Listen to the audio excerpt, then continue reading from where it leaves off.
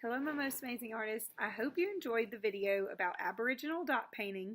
Today we're going to create our own Aboriginal dot painting. We will be adding the dots next week though, so we're just going to kind of get the background painted as I talked about in the video. A lot of times the background is painted solid colors and then they add the dots on top. So this is a two-part project. Today we are going to be drawing our subject matter, and our Aboriginal dot paintings are going to be of fall leaves. So you have two choices. You can draw one very big leaf that takes up most of your paper, or you can choose to draw a couple of different leaves. So you could draw like some smaller ones, but you would need to draw them still pretty big because you want to paint them in, not teeny tiny. Okay. We want to create a good composition and we want to use our space wisely. So we wouldn't want to just draw a little leaf like that. That wouldn't make any sense. Let me erase that. We want to draw big. I'll have some leaves on the screen for you, and then I'm going to put the color wheel on the screen after you guys are done drawing because we're also going to be painting in a certain way. So I'm going to draw a really big leaf. So I'm going to start by drawing the stem. And then I'm going to take from the top of my stem and I'm just going to draw my leaf. Now leaves are usually pretty symmetrical, meaning they're the same on both sides. So I'm keeping that in mind. Now this did not actually come to the exact same point. So I could either fix that and erase this line, or I could just go with it. Now, when you're done with this, you are going to trace with a Sharpie. Yours may not be as thick as mine, because this project is all about contrast. So I want my lines to show up. I want my leaf outline to show up. Okay, now, complementary colors are colors that are across from each other on the color wheel. So if you look up to my color wheel, and I'll show you where it is, you will notice that complementary colors are across from each other.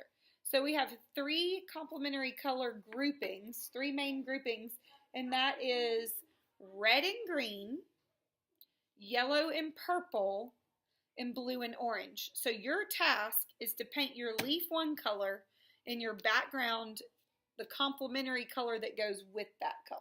I want to do green and red on my leaf. So I have my paint tray, and it does not matter where you start. So actually I'm only going to do either red or green on my leaf, and then I'm going to do the other color on the background. So I think I want to do a green leaf. So I'm just going to paint my leaf solid green.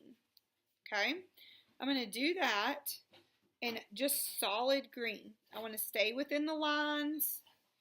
I'm painting solid green. I'm going to be doing the dots next week. And then, once I get that all painted in, you want to kind of smooth it out, make it look really nice and neat. Then you're going to paint the background. So I will show you when this is finished what it looks like, and then we'll do our background. Okay, so I have painted my leaf. Now, I did not paint the stem going down the middle, but I'm going to get some paint and do that now. I kind of want it to stand out a little bit, so instead of painting it just the same color green as the background, I'm going to paint green, but then I'm going to mix a little bit of blue in there to make a darker green, just on my stem. So I'm just getting a little bit of blue at a time. I still want it to be like a blue-green color because I'm using complementary colors and I want my red and green to contrast. So I'm just doing a little bit of that at a time. It's still going to be a greenish color. And when I'm done with this, I'm going to rinse my brush out and start the background. So there's that. So now, if I let blue and green mix with red, I'm going to get brown. So I'm going to take my brush, stick it all the way to the bottom of the bucket, and really rinse it off. Okay? I'm going to wipe the edges because remember, I don't want my paintbrush watery. Move that out of the way.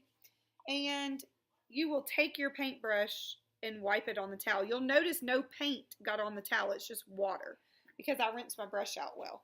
So now the complementary color to green is red. So I'm going to take my red paint and I am going to paint red for the background. The whole background will be red. Make sure that your paper is up on your messy mat. This is the same size as your messy mat, so you'll have to move your paper around a lot to be sure you're not painting on the table and that you're painting on your messy mat. Again, I will show you what this looks like when it's completed, but all I'm going to do is just paint solid red all the way around my background. Okay, so I am finished with this. My leaf is one color.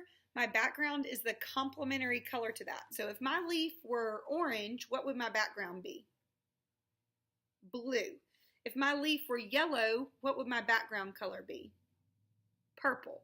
Or you could switch that, all right? Again, I also said that you could do more than one leaf, so that's up to you how you want to do this. Now, next week, we will take, I'm going to use the end of my paintbrush, but next week we'll probably take colored pencils to do this.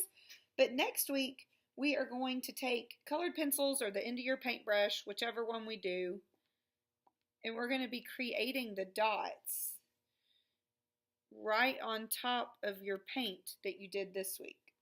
So in dot painting, they usually follow the shape. So you won't just randomly add dots in here, but you will follow the shape, and that's what we'll do next week. So just like that. And so this is going to turn out really neat. Try to get your background and your leaf totally painted so that you can do the dot part next week.